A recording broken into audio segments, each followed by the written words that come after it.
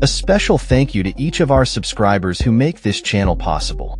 Here's today's story.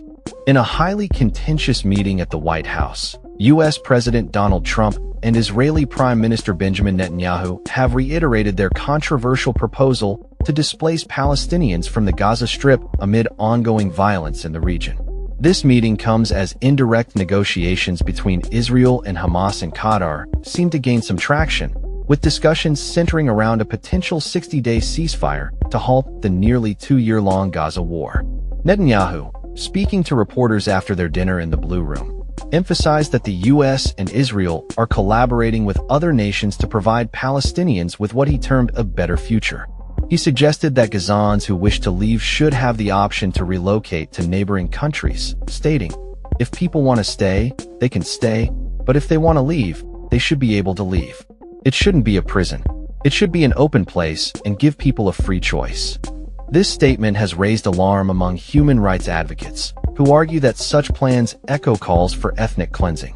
Prominent legal experts have pointed out that international law prohibits the forced transfer of populations, both within occupied territories and beyond. Ralph Wild, a legal scholar, stated, "We have to start with the illegality of Israel's presence in and of itself. Israel has no right even to be in Gaza or in the West Bank, and therefore everything Israel does there, because its presence is illegal, is also illegal." He further classified the proposed displacements as a crime against humanity and potentially genocide, highlighting the severe implications of these actions. Former Israeli diplomat Alon Pincus described the plan as a recipe for catastrophe, criticizing the lack of a coherent strategy behind such statements made by leaders. He recalled how Trump had previously spoken of a Palestinian Riviera, only to quickly pivot to discussing expulsion.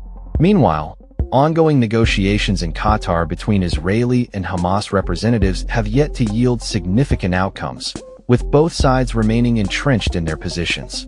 Hamas has indicated a willingness to release captives in exchange for Palestinian prisoners and a full Israeli withdrawal, while Netanyahu has made it clear that the war will only conclude upon Hamas's surrender and disarmament. As discussions continue, the international community watches closely, with many expressing concern about the humanitarian implications of any forced relocations. Amidst this backdrop, Trump and Netanyahu's meeting also included a symbolic gesture, with Netanyahu nominating Trump for the Nobel Peace Prize, a move that has been interpreted as an attempt to bolster Trump's image domestically. As the situation evolves, the ramifications of these discussions on the ground in Gaza and for the broader Middle East peace process remain to be seen. That's all for this story. We upload videos every day covering many different subjects, so hit that subscribe button to stay informed. Thanks for watching.